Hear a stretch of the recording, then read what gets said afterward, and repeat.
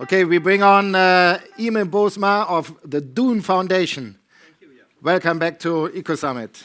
In a different capacity, yeah? Yes. Here's the right. clicker. The middle is the preferred spot. Okay, thank you. Yeah, it's actually my 4th time at the Ecosummit, but the previous 3 times as part of Rockstart. Some of you might have seen the presentation which started this morning from Oscar. One of the funders of Rockstart is actually the DOEN Foundation, so I joined them. And I'd like to explain a little bit about the DOEN Foundation, because I think most of you will not be very well known with who we are. It's almost impossible to start talking about the DOEN Foundation without explaining a little bit of where we come from, and that all starts with people buying lottery tickets. Lottery tickets in the UK, in Sweden, and in Holland. And the model there, a very interesting business model, by the way, is that 50% of all revenues of these privately run lotteries go to charity. You want me to step in here? Sorry. Go into charity, and that works really well. So if you look at the top private donors worldwide, Nova Media or the postcode lotteries are the number 3 private donor in the world, giving away money to charities. But the lotteries, the postcode lotteries, have seen already in the past that the best way to achieve impact is actually not, or maybe not by giving away money, but by supporting entrepreneurs who are trying to make impact by doing what they do best, and that is starting and growing businesses. This is an example where you might know the postcode lottery from. It's called the Green Challenge. I think it was originally 10 years ago founded together with Richard Branson and Bill Clinton. Am I saying that correctly, Dan? Yeah, more or less. Last year we had a UK winner, Arthur Kay from BioBeans. He'll be on stage, I think, tomorrow morning. It's one of the initiatives that the lottery organizes to promote entrepreneurship in order to achieve impact. One of the other ways that they have done so is by setting up already 25 years ago the DOEN Foundation. The DOEN Foundation, I'll explain it a bit more, is a little bit of an unusual investor in, let's say, entrepreneurs that are trying to achieve impact in several areas that the lotteries find important. It's an investor that is a very early stage investor, but a long-term partner for the companies we invest in. It focuses exclusively on front runners or pioneers, those people who come up with ideas that are probably a little bit too early for normal investors to invest in, and that's where we see a role for ourselves. That also means that it's very risky business investing in those startups, and we have a mandate that allows us to do so. We try to have a catalytic role, as in to make sure that other investors dare to follow our path in investing in these kind of companies. And when it comes to impact, we're not just looking at financial impact or returns, but specifically to, let's say, social impact. And we do that on several dimensions, but I'll explain a bit more later.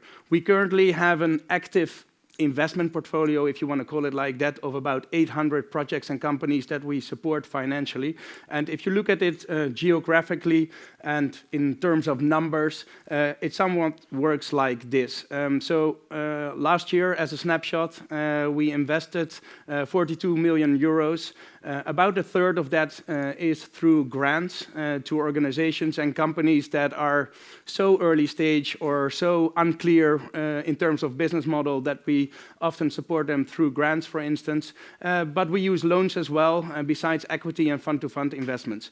We have a mandate that allows us to invest worldwide, but if you look at our history, 25 years of history, we tend to focus a lot on the countries and regions where we have extensive experience in working on the ground with partners.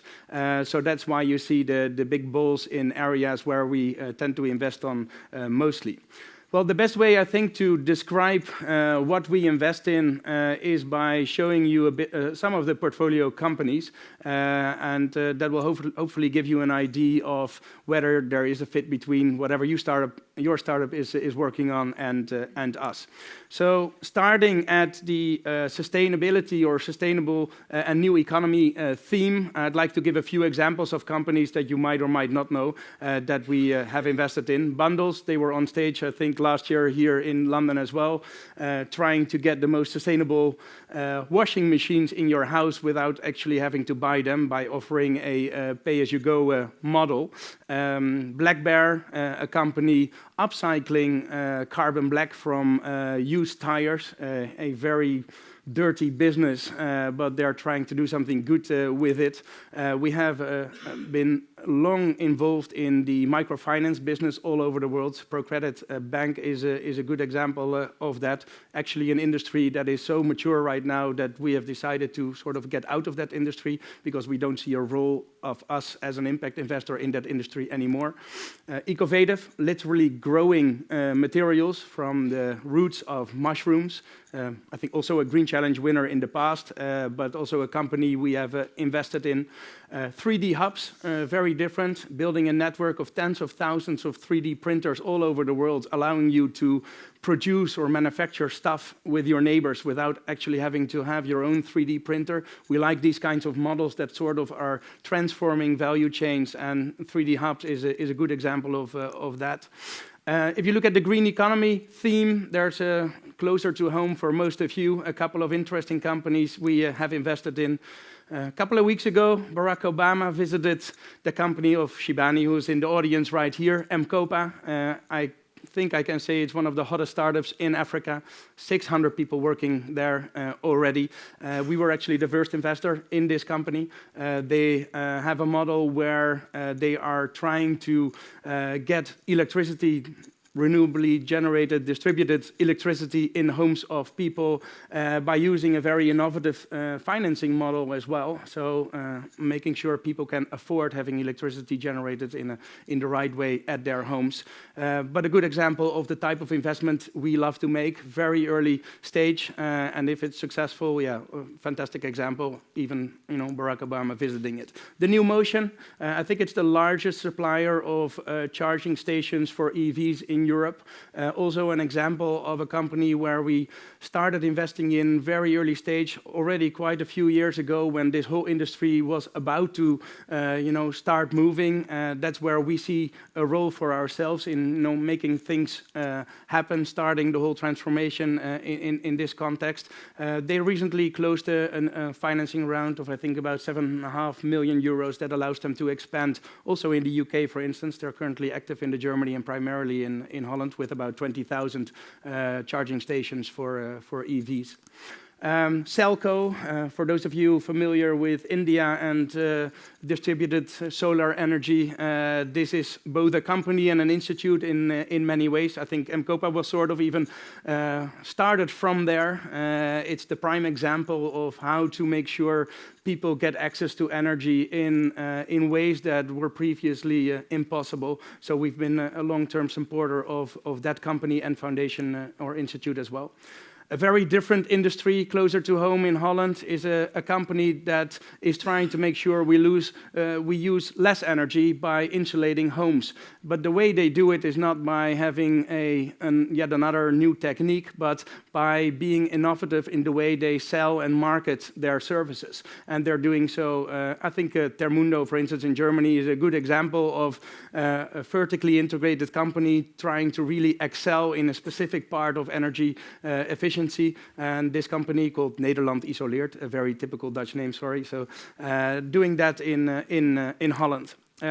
We also own our own utility company called Current in Holland. The reason why we do this is the only investment where we are 100% owner of the company, is that we saw a lack of, let's say, innovation and speed with traditional utilities. So the idea was, let's set an example, start our own utility, and show how it can be done, in the way it should be done.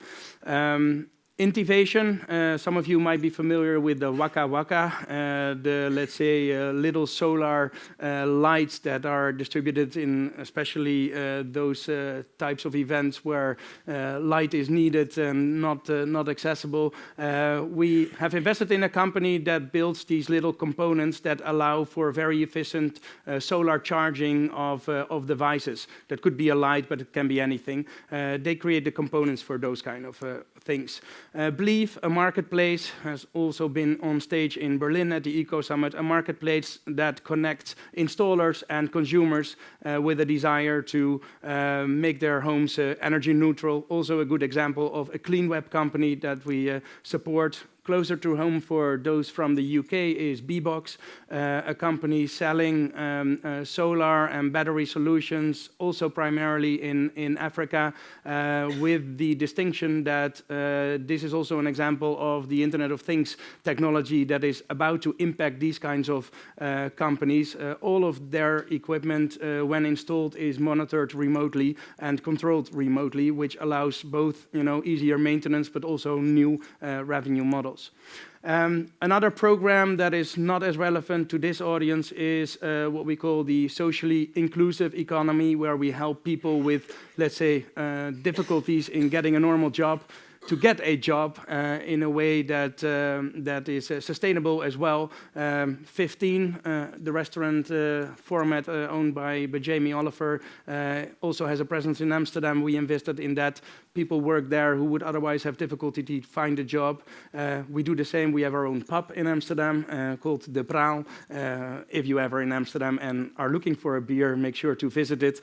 You have some really literally crazy people helping you over there. And we have, for instance, supported a taxi company which operates 40 electric cars in the Amsterdam region, fully electric, 10 Teslas and 30 Nissan Leafs. Again, in this case, hiring drivers, 50-plus-year-old drivers that would otherwise have difficulty getting a normal job. So we try to combine the different themes that we focus on in this particular program. Sometimes we also support or partner up with companies and organizations that allow us to scale beyond what we can do ourselves. If you look at the impact sphere, there's a couple of very interesting organizations being set up right now, like Village Capital, the Unreasonable Institute, you might be familiar with. We are funding either their accelerator programs or sometimes funds that they are setting up. Rockstart, you've seen on stage, is also funded by us.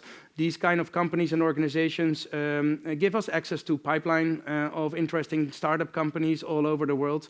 Grey Ghost Ventures is a normal VC fund focused on, let's say, impact regions, where we are one of the key partners of that fund. So also an example of what we do as DOEN.